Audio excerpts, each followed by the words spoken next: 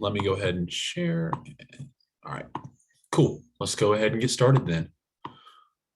Welcome to this week's meeting for Sports Analytics Club. Our picture this week is Villeman for the baseball team. He had a great weekend. He at least got a save yesterday that won the series for us against Clemson. It's a great win, great series win. For those that are part of the club, feel free to scan the QR code to sign in. I think there's also a link in the chat I can re-put or recopy and paste. Announcements for this week. So our bracket competition is wrapping up tonight, obviously. Prizes will be given out too. So there's the top 3 per tournament, the guys and the girls. So if you know you placed in the top 3 after tonight, email me, whether that's my personal email or the club email, sportsanalytics@ncsu.edu. If you place around 4th or 5th, you may still win because the rules say you have to have attended at least one meeting, excluding the interest meeting, to be eligible, so that we have like actual members win. So there's still a chance that you can win. So just be on the lookout there. Rest of the semester schedule. So this week we have a speaker from Jacksonville Jaguars. Next week we'll have NC State softball. We'll have a couple of members of their coaching staff to come to meet. That will be in person. Week after, 4/18, will be project presentations. That's probably going to be in person at this point. I think that's probably what we want to do the most. And then our last meeting will be 4/28, which will be the Durham Bulls versus Memphis Redbirds game. First pitch is at 6:35, but it's also in Durham, about 30 minutes away. So probably leaving around here 5:15, 5:30, depending on who you get a ride with. If you need a ride, if you're planning on presenting, I'll send out this huge Google form about a week ago, maybe a little bit less. Make sure you fill that out so we can get information on who's going where, so we can plan how many seats we need together or time-wise for the presentations on the 18th. So with our project presentations, this is your 2-week warning. We'll have at least 2 different categories. So like a charts, tables, diagrams category, if you didn't have time to do like a full project, or a full projects category. There'll likely also be kind of beginner or novice division, something on there. We would love for you to present, even if you don't feel like you can create some fancy model or you haven't created some fancy model. It's not as fancy as you've seen other people do. That's okay. We still want to applaud you for how much you've worked and learned this year. There will be prizes for those that win, as well as probably those that enter, as well as what we did in the past. Next announcement will be Basketball Analytics Summit. Will be April 14th, which is virtual. Price is $86.90. That includes the ticket and the processing fee. That's a little bit higher than usual. And by a little bit, I mean like $50 higher. So I would be wary about that.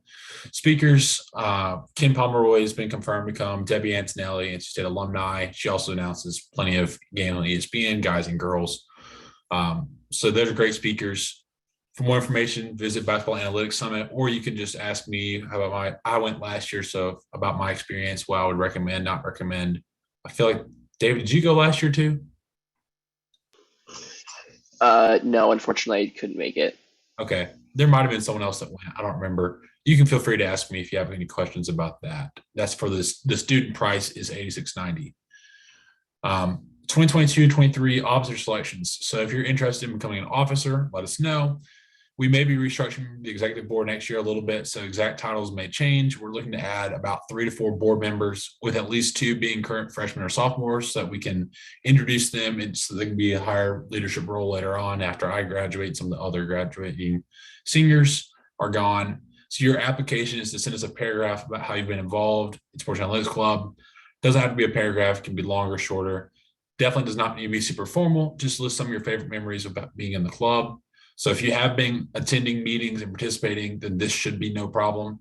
New board members will be selected by current board members. So that's why the paragraph doesn't need to be super formal. We know you. We want to pick people that have been involved and like what they're doing, and we want to see help others get to where they are now. So there's no hard deadline yet, but it'll probably be within 2 weeks, maybe 2.5 weeks.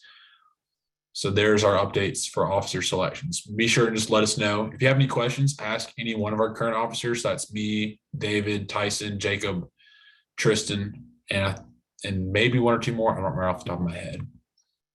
So any questions, there's the sign-in code as well if you joined us late. Any questions about our truckload of announcements?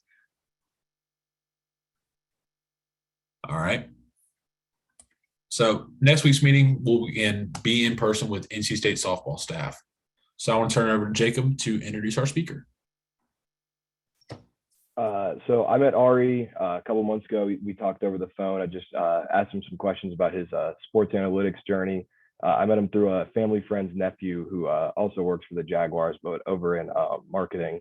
Yeah, Arri, he did his NC State, or he went to NC State for his master's in analytics. Pretty big program. I'm sure a lot of us have all heard about, but I don't want to give too much away. I just want to turn it over to Arri here. And Arri, thank you for coming again. Yeah, for sure. And thanks guys for having me. It's really cool that, there's a club like this. I know back in my day, we didn't really have much like this going on. It was kind of just, if you could find somebody doing a regression somewhere, it felt like you found a gem. So it's awesome. You've got a whole group together. But I'll just talk a little bit about my background, and happy to answer questions along the way or at the end or whatever it might be. I don't have anything I'm like necessarily going to be showing, but like Jacob mentioned, I went to NC State for my master's in analytics. That was a big part of how I ended up where I am today, but it started a little bit earlier with I went to undergrad at UNC, so no booze or anything like that. But while I was there, I majored in economics. I was sort of always on the lookout for any class where I could learn more about building models and just sort of what I understood analytics to be. But a big part of that for me was going to the Sloan Sports Analytics Conference throughout my time in undergrad. And I was getting more exposure. That first year that I went, I think it was only a few hundred people. So it's really grown a lot now since then. So I think it's like a few thousand now. So at that point, you'd also get to talk to people and have more in-depth kind of technical discussions and really learn a lot. So while going through that and just getting more exposure, I got kind of lucky growing up as a Minnesota Timberwolves fan, being from Vermont. Somehow worked out every year when I went home for like a break, the Timberwolves would be playing at the Celtics. So I would fly back to Boston and then drive back to Vermont with my family from there. And so being a big Timberwolves fan, I recognized their general manager and who was at one of these games, and talked to him and just said, hey, I'm interested in analytics. Do you guys do anything with that? And he said, oh, like, here's my email address. Send me a little bit more about what you're thinking. And so it felt like that would go nowhere, and I didn't hear anything from him for months, but somehow it turned into a remote internship. And that was sort of that first way of me getting my foot in the door, and everything's kind of spiraled in a good way. So I had that remote internship. I came back to UNC as my junior year, had talked to a friend who knew somebody that knew the women's soccer team was looking for an analytics person. So I joined on with that.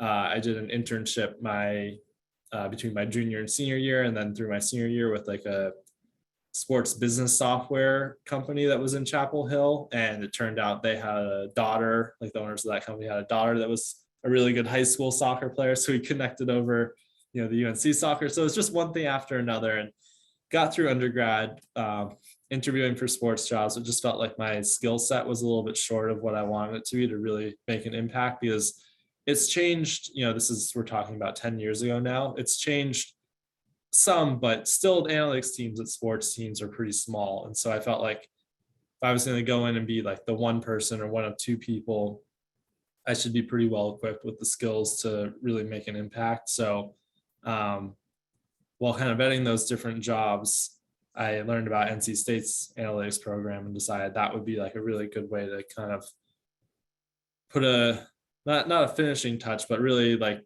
put together a more complete skill set. So I was lucky enough to get into that. And while I was there, they had like a practicum project where you would work with a particular company on a real problem. And just so happened the Houston Astros were doing a practicum project that year. So I got to work with the Astros on a couple different things. And so it's just another sports thing. And then after all that, I had the resume book from that Sloan conference. My resume was in there. And so that was being passed around, without me really knowing how that all worked out.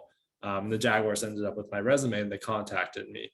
So I wasn't so sure about it, decided to come down for an interview. Everybody was really great. Turned out somebody here knew somebody at the Astros and asked them about me. So everything's always a lot smaller. Everybody knows each other. It's really crazy how connected everybody is, even when you aren't really paying attention to it. So came down with the Jaguars.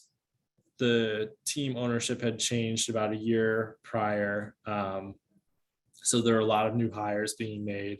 I was hired to just be the first person to do things with data on the business side. But as the years progressed and some people changed, we started to pick up more components of the football side, really trying to be that like data science arm in terms of building models and providing, intelligence to scouting or strength and conditioning, a little bit of coaching here and there.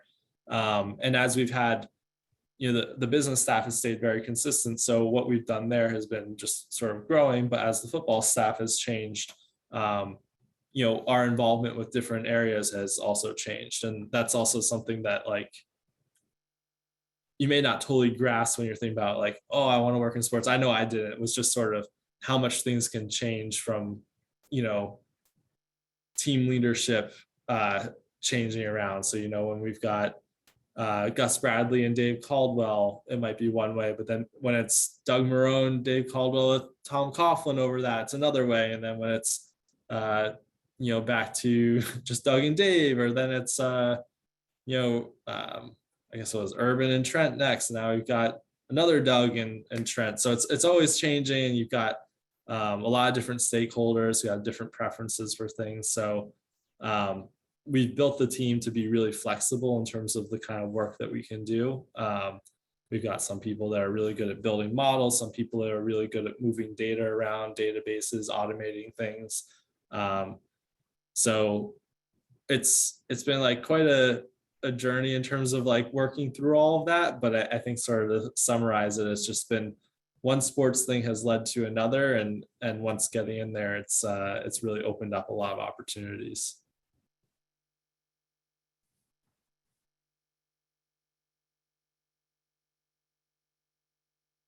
Awesome. I'll ask the first question.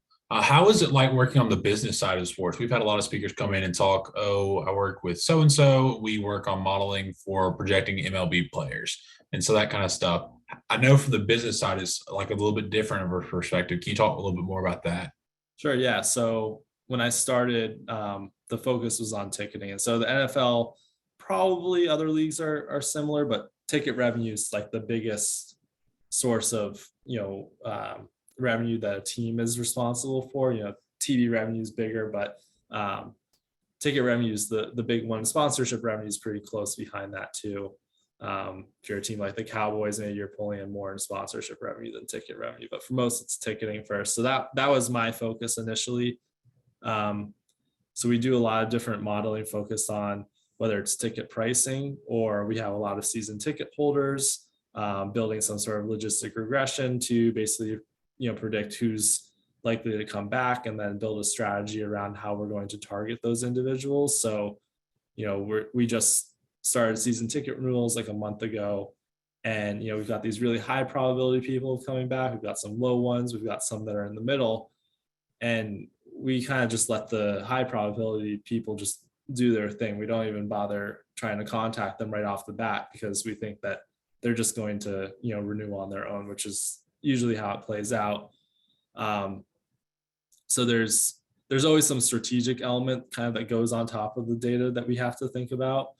The ticket pricing piece is really, really challenging, where you'll have different things like variable pricing, where you've got a different price per opponent.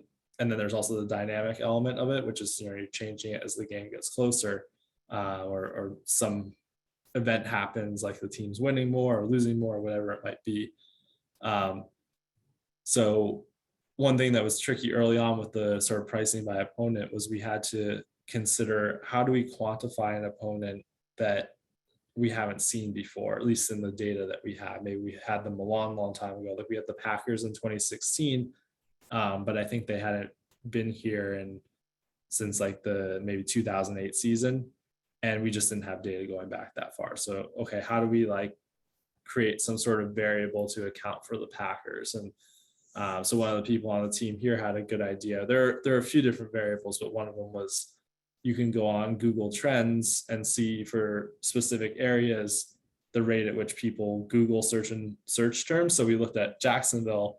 How do people search for all the 32 different teams? So I guess exclude the Jaguars, but the other 31, and look at their relative search frequency to turn, Green Bay Packers into a 91. And we know how a 90 has performed in the past, or a 95 or a 78 or whatever it might be. So sometimes, it's not as flashy necessarily as some of the player related stuff, but they're still challenging and interesting problems, and you get to see the impact much more directly. Like when we started pricing this way, we started setting new records for individual games. Our revenue pretty much, even though we've been mostly unsuccessful on the field, we see our revenue keep going up. So when it comes to like job stability and things like that, the business side really has that in spades. Don't necessarily have that always with the football side. So one thing also is like you have at-will employment, where you just kind of work as you work, versus contract employment. And the football side structured much more around contracts. So you could be in a situation where you join a team, 2 years go by and things go okay, but the contract just doesn't get renewed. So I think that's also something that's challenging being purely on the football side, is you've got that in your mind of like, hey, am I going to get my contract renewed, or am I needing to look for other opportunities? So there are a lot of differences there. There are some, ticketing is one of those ones where it's really heavy on data. You get into the transactions, but there are other ones like sponsorship, where you're kind of trying to craft a story around things. Marketing is kind of in between the two.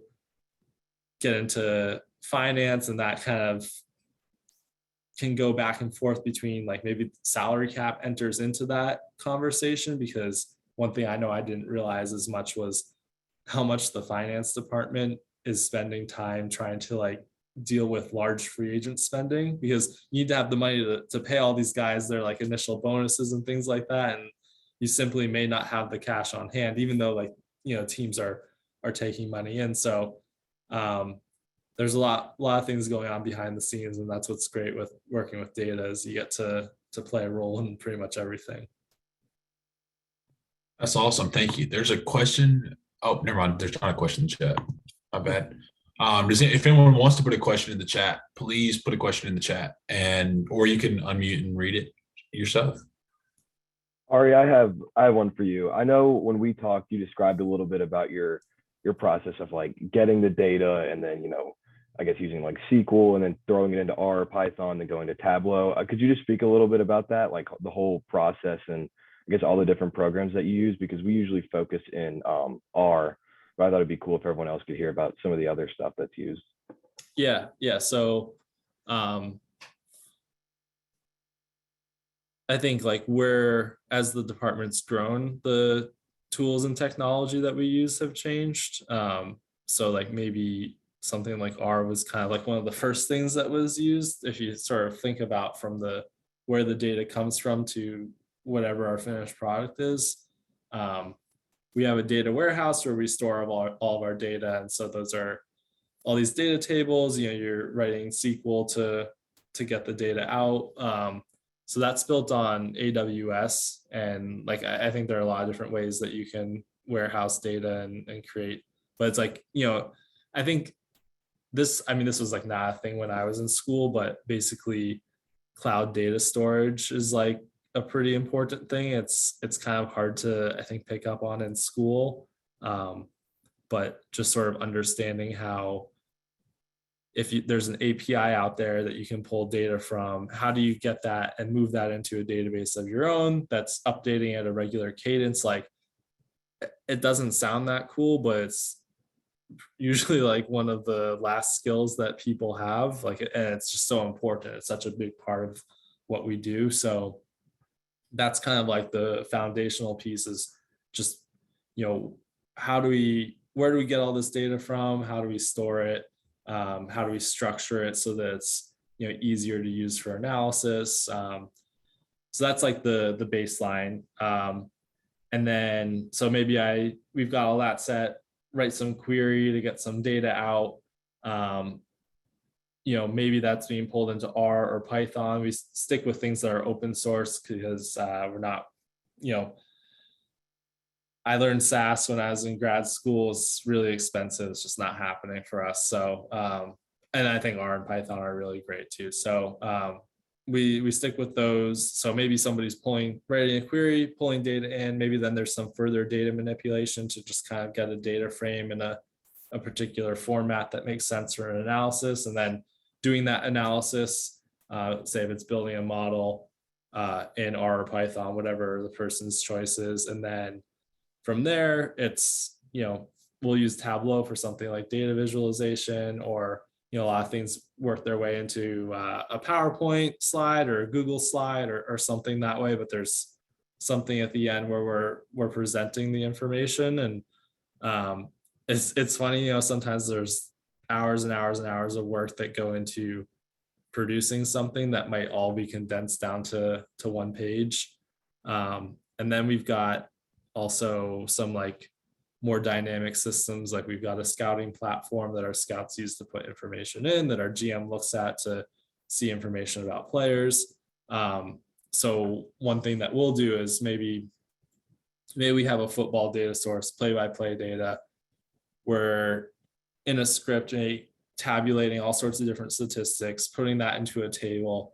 Then maybe we're training a model off of that, maybe joining it up with some other tables that we've got, producing some sort of output from that model, and then feeding that into like another table, which is then being picked up by the scouting platform to populate, a grade in, the corner of a page or something like that. And so those are the kinds of things that are like also more ideal. It's not always that way. Sometimes it's just like, hey, can you just send us a spreadsheet with this stuff? And we're lucky enough to have some people here who can, who are building that kind of front end interface for people to see. That like kind of coding and building a front end is definitely not something that we prioritize when hiring for our team. Like that person's specifically a software developer. But yeah, starting with that sort of building a database to, some SQL to query it, doing some more work in either R or Python, and then some sort of, presentation visualization at the end of things is the typical process.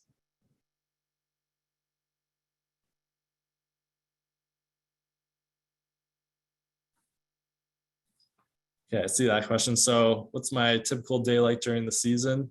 Sometimes the season is easier than the off season, which might sound kind of weird. It's the off season, we're always scrambling to get things done.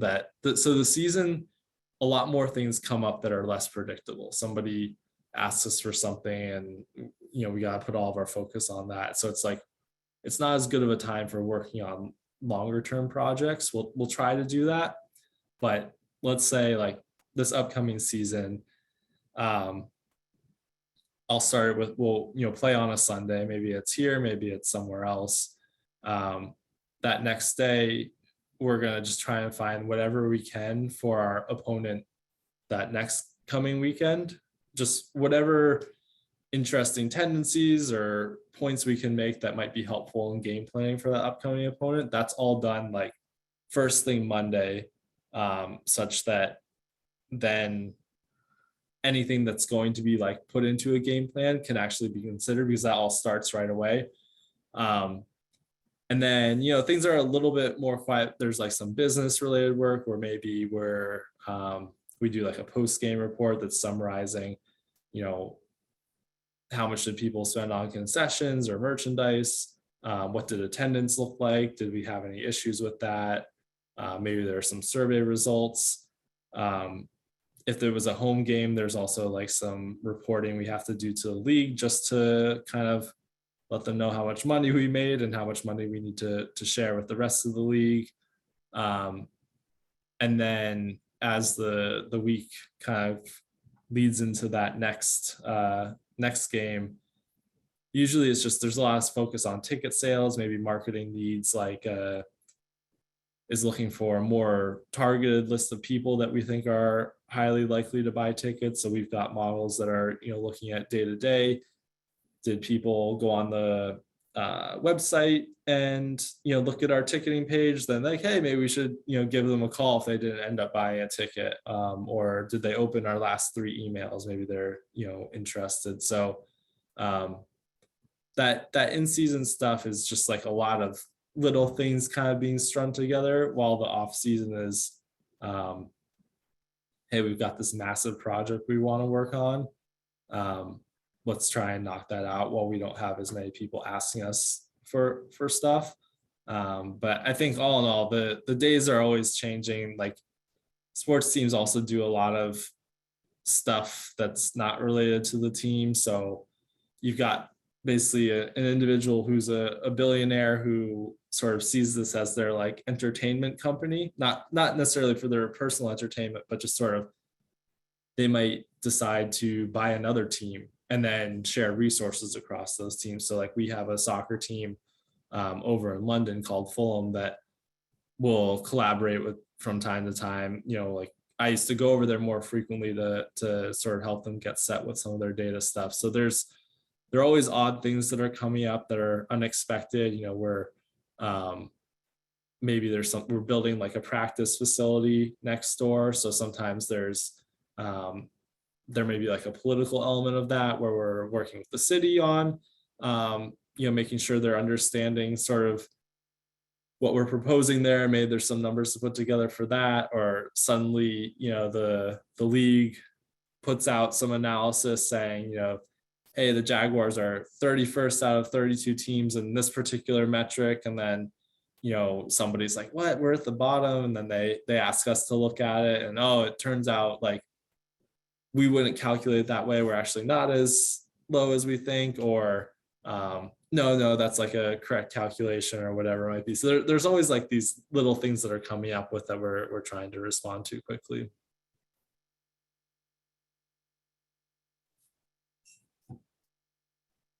I think you touched on it a little bit when you were talking about like how the in season and like you can be more busy in the off season versus in season. What is the work-life balance like? Yeah, for me and the rest of my team, it's pretty good. Because we're on the business side, we aren't sort of like wrapped up in the same football hours that some other individuals are. So for me, like, I don't know, I've been here almost 9 years now, and that was like straight out of grad school. So when I started here, I would like work later, but I just had like nothing better to do. And I was excited by the work. So I think in the beginning I was coming in, maybe 8:30 and leaving at like, I don't know, 7:30 or something like that. Now, if I come in at like 9 and leave at 5:30, that's like, if I had a more focused day, but I usually don't even like leaving that early.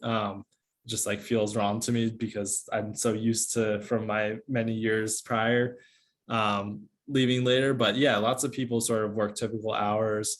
There are definitely times where something comes up off hours, or there's a late night or something like that, but that's not too often. I think it changes a lot, especially if you're more football focused and it's in season. So we used to do a lot more with like our strength and conditioning department, and we were their go-to for a lot of different things data. So they would on a weekend, hey, we want to see how these guys' numbers look, and so maybe we're pulling that together. But it wasn't anything that was like grueling when you compare it to maybe like a consulting job where there's long hours, or I see our auditors come in yearly that work with the finance department, and they put in some pretty tough hours. So I think I found it to be pretty comfortable. It fits my lifestyle. I think what I thought it would be, it's probably not as intense. Maybe I'm more conditioned to it, but it's all like pretty reasonable from my experience, but I think it really varies from team to team, department to department, and all that kind of stuff.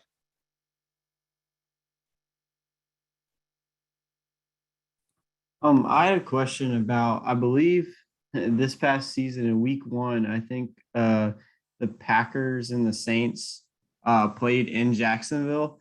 So like, did you have anything with kind of with that marketing? Because I know that was like a situation down in New Orleans where they had to like a couple weeks before had to ship the game to Jacksonville. Did you have anything to do with like the marketing for that? And then I know you were talking about kind of like the data that you'd use, especially with the Packers. Were you able to use that data from that game to say, okay, this kind of last minute game, the Packers were able to bring this many fans. So when they play Jacksonville, we can expect somewhere like a little bit more because they already know that they were coming to Jacksonville. Just kind of how that situation kind of all happened from your side. Yeah, I already forgot about that. That was really interesting when that all happened. There, for anybody that doesn't know, there was like I think it was a hurricane that was coming through New Orleans. So the game they had against the Packers to open the season was moved here. So one really, I was entertained by like the number one priority for the Saints was just to like win the game. They wanted to make sure that the Packers were uncomfortable, that they like still felt like it was a road game, that they had their fans there, that they were, selling to Saints fans and not Packers fans. So some of the objectives that we had were a little bit different than when we were thinking about Jaguars games. We always want a lot of Jaguars fans, but we're also just trying to sell out the stadium versus like, have one fan base really outweigh the other or whatever it might be. And so with that Saints game, we were working like very closely with the Saints staff in terms of, planning out on short notice how would ticket pricing look. And that's what we did was we basically said, let's just treat this like it's a, Jaguars versus Packers kind of game in terms of pricing. I think, in how we value teams, Saints are a pretty good one too. So you would think, oh, Saints Packers, that's a good matchup, but also like, how do you account for when the home team isn't from that city? Like that's not really something we've got in the data. So that's hard to account for. So we went with that pricing. And then it was also tricky because like, what are our objectives in terms of revenue? It's probably not reasonable to expect a sellout. So are we just trying to hit a certain number? But again, it all came back to just sort of making sure we were good partners for the Saints and making sure that they were happy with how we executed things. So we built some slightly different reports than we typically would have for like a Jaguars game and we actually took some stuff from that and said, hey, we should be including this in what we do, for Jaguars reporting, where we started trying to infer what ticket buyers, which team they were fans of based on one, their zip code, which, makes things easier, but also which games they've attended in the past. So like we had, I think, played the Saints 2 years prior and the Packers 5 years prior. So we had data on who attended those.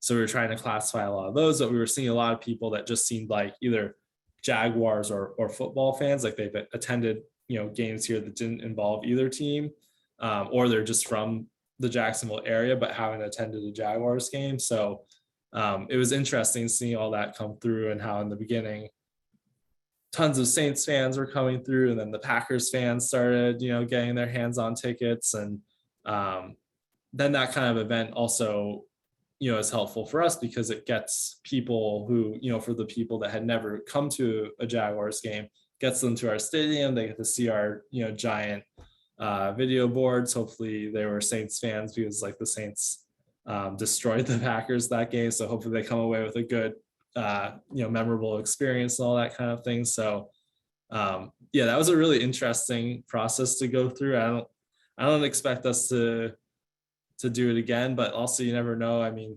Jacksonville, we get hurricanes too, and maybe one of these days we'll get a game moved over to New Orleans and they'll be helping us out. So at the NFL, we're all kind of working together. So and that's what's really nice also with the business side of things is it's not competitive. Like you're more incentivized to help each other. So, I have lots of colleagues, on the business side of other teams that will, share ideas and talk through different things that's not happening on the football side because, you're trying to beat each other. So, that one was really funny. I guess I just kind of like blocked that out of my memory, but that was an interesting time.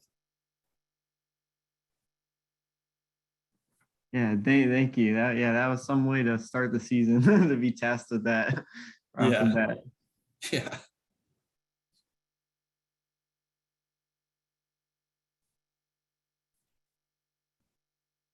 Yeah, I think another thing I talk about is when we are looking at hiring people. I know it's like a question that comes up a bunch, just, how do sports teams hire people and all that. There's a website called Teamwork Online that posts a lot of these jobs, and most jobs seem to make their way through there. Some people will share jobs on Twitter or LinkedIn or whatever too.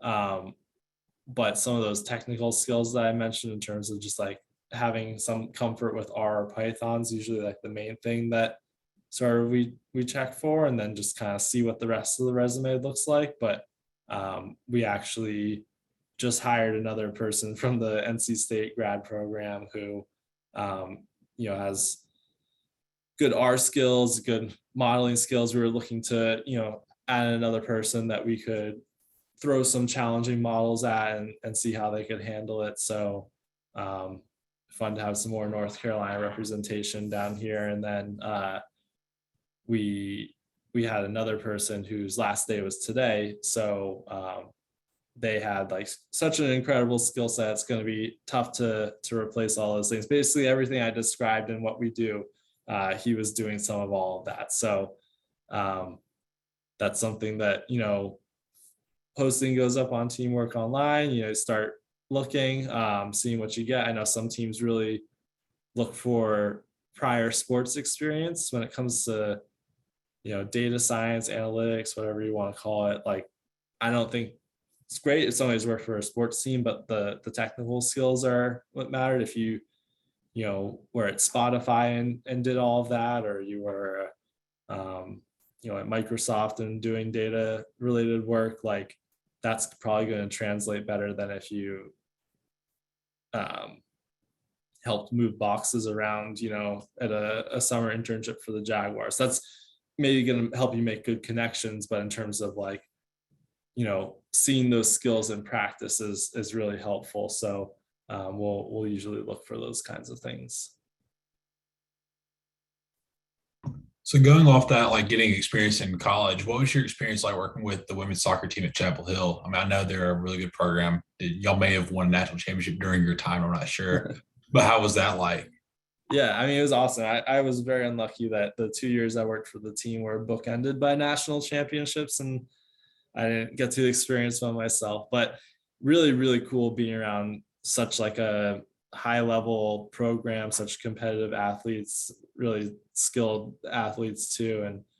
And just seeing how that environment worked. And one thing that really stood out to me was how much data was used, not in like, super elaborate ways, but just like everything that the players did during games at practices was being tracked and like shared with the players. So they could see, hey, like this person did the best in this drill, like, for 3 consecutive practices, just trying to enhance that competition. And then, there were other things that we would watch,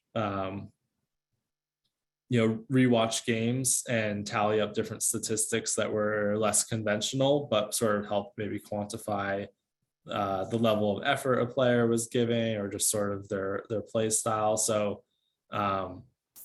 it helped expose me to kind of the different ways that people are looking at things, and maybe how an outsider might see things go in terms of, oh, these are the kinds of stats that they might be working with. And, oh, it turns out the coaching staff is really interested in this kind of thing, and I wasn't even thinking about that. So that was interesting. And then just seeing how data might be used in a program like that in terms of like maybe we're trying to sell recruits on how many players have made it to the national team or played in the Olympics and all that kind of stuff, World Cups. And so sometimes basic stuff, but it's about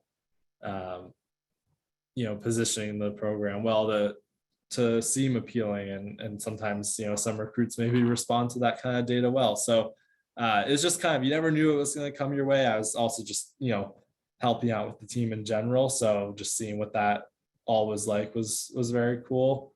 I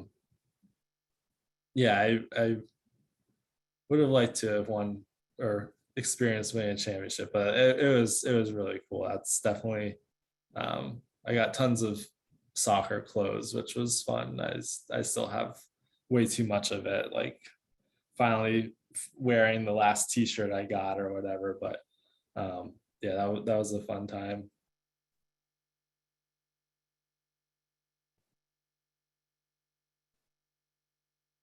And I think going back to the Timberwolves, I'm remembering I was asked to do an analysis on players on a certain team and whether their play style was sort of inflating their stats in a way that maybe wouldn't translate if the Timberwolves signed them. And so this is like, the first real thing that I'm doing. And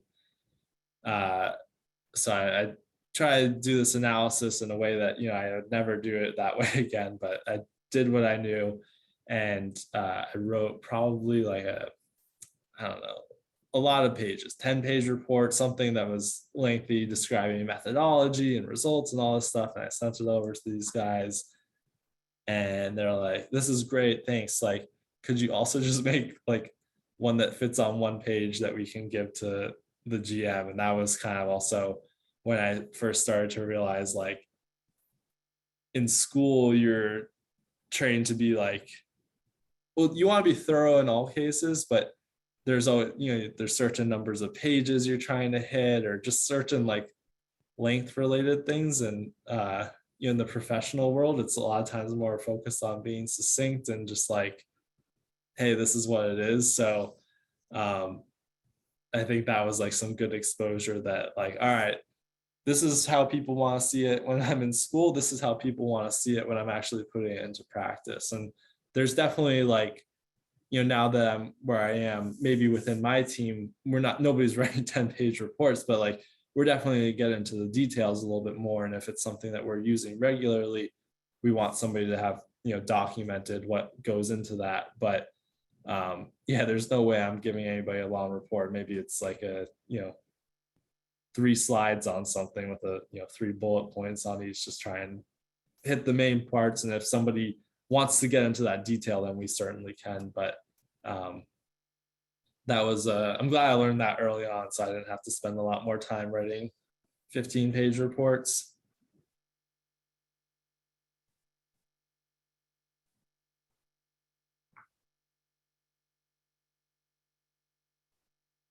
And another thing I'm remembering is with the Astros, how we had a really challenging project and it almost kind of didn't work in the end.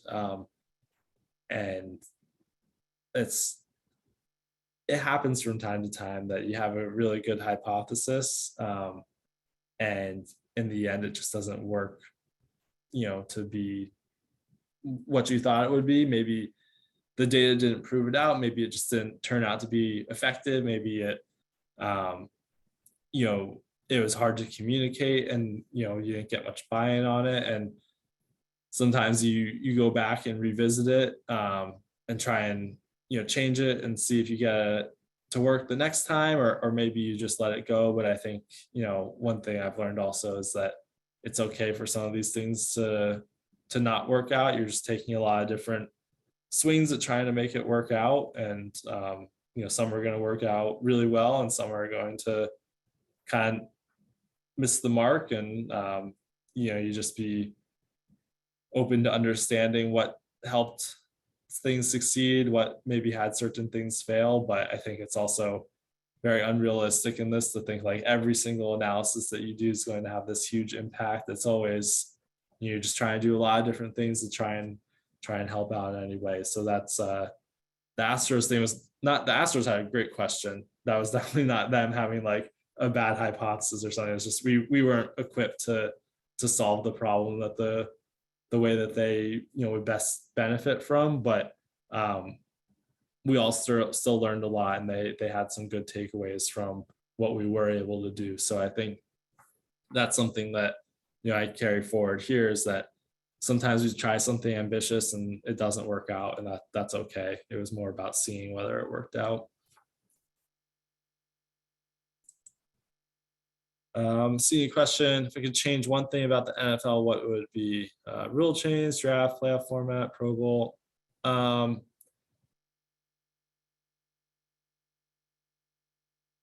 Yeah, I think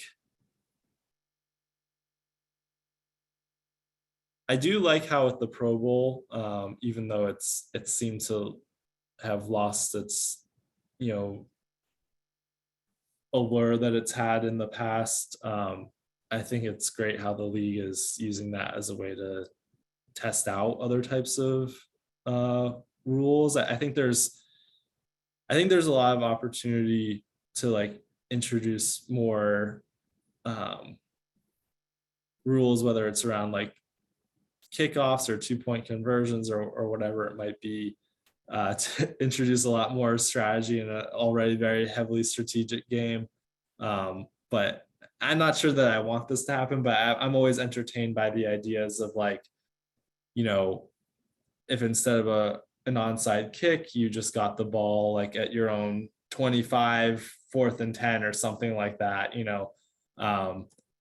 that I think those would make the game, very exciting. It's already a very exciting game. But just sort of, I know like an NBA game isn't always close. But when it is, like, the thrill of a buzzer beater is really exciting. And I think, the more opportunities the game has to introduce that kind of excitement, it's always a great thing. But I don't think we're short for exciting moments. And there are things like Hail Marys and 60-yard field goals and those kinds of things where you can walk off with a win. So all that's good. I know sometimes, there's like, would it be better to have the draft before free agency or keep it the way it is? And I think that's not something I've spent like a ton of time thinking about, but whenever I do, I'm like, oh, well, that would be good, but then that wouldn't be so good. And I think it's all pretty complicated. I think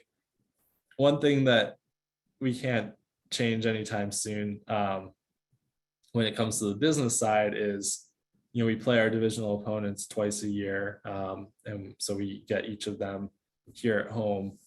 Unfortunately, in the AFC South, none of those teams are the same level of draw as like there's some other divisions that are just loaded, like the NFC East.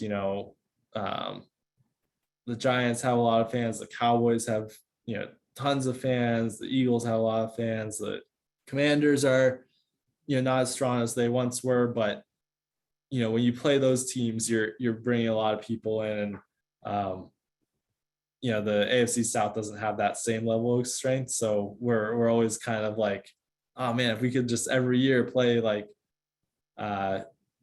one of these top tier draws, we kind of have this situation where we have a really great schedule in terms of ticket sales, and then a less great schedule, and a really great one. Maybe that's better than just like average going across. So it'd be fun to have like 2 really good years in a row schedule wise. Now, also, like, if we're winning a lot of games, then we're less dependent on a really strong schedule. But when we have a strong schedule, we get to do fun things with pricing and sort of see, explore how much our Cowboys fans going to be willing to pay to see a game in Jacksonville. So kind of about the ticket pricing, like what you just said, how did it differ from like 2 seasons ago to this past season with like Trevor Lawrence, like getting him kind of popular quarterback from Clemson? I know that there was like all the like kind of like tank for Trevor, like a bunch of stuff, and everybody wanted Trevor on the Jaguars. So just how did that affect kind of the ticket pricing going into like this past season?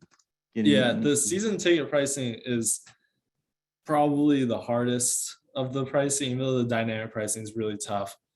We like know relatively where there's demand, or if we have just generally more demand for our tickets, but sometimes it's hard to like put a percentage or a dollar increase on what that change in demand might be.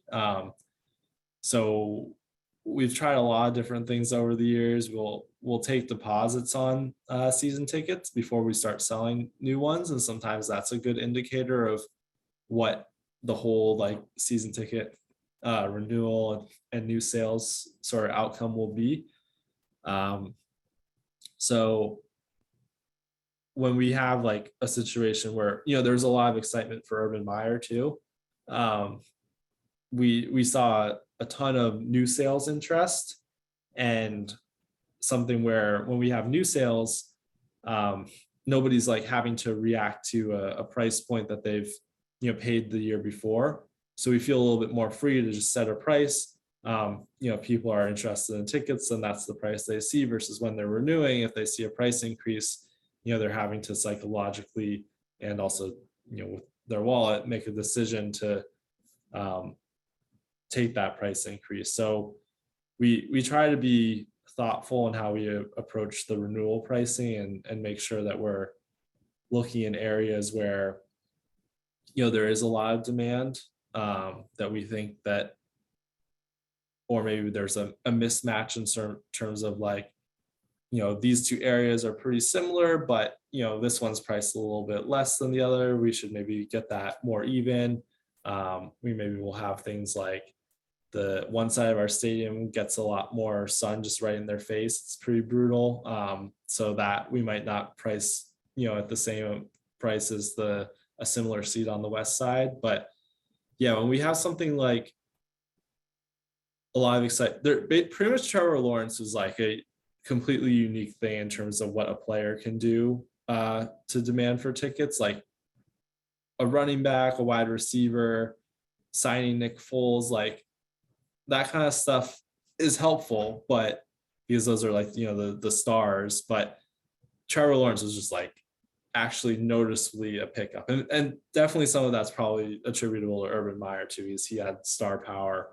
But that kind of thing's always tough to quantify too. We've gotten into like when we signed Nick Foles, we were looking at, basically we had like a model that said, here's how many wins he contributes to the team. And we said, okay, well, if he added one more win based on some projection that we had, and that's how we had played last year, like replace the quarterback play with Nick Foles play, we think that would have added one more win. What would one more win have done to our season ticket sales projections? And then we could say, okay, yeah, like we think this is how it's going to work out.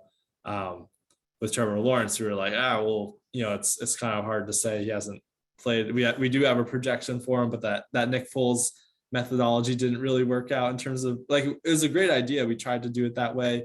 It's sort of easy to plug in the numbers. It just like, at least in that one instance, it wasn't an accurate prediction of how many tickets we would sell. But so the Trevor Lawrence one was awesome. I think this year is going to be really interesting to see if we have that same level of new sales, because our new sales usually spike with really good schedules. So this year we have a really good schedule, but we had really high new sales last year. So there's some theories that a lot of the people that might have bought this year already bought last year, and now we're trying to renew them. But I think there's a lot of reasons to be excited. We spent a lot of money in free agency, got a coach that's won a Super Bowl. So so far we're ahead of where we expected to be with ticket sales, which is always a great thing to be able to say this time of year.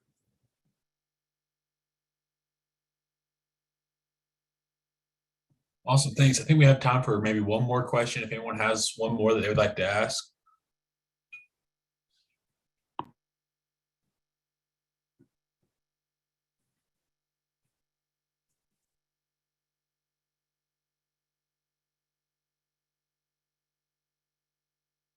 Nope, I think that's it. Thanks so much for coming and talking to us, Ari. We really appreciate it. So with that, our next meeting will be next week in person with the NC State softball team. So I will see you guys next week.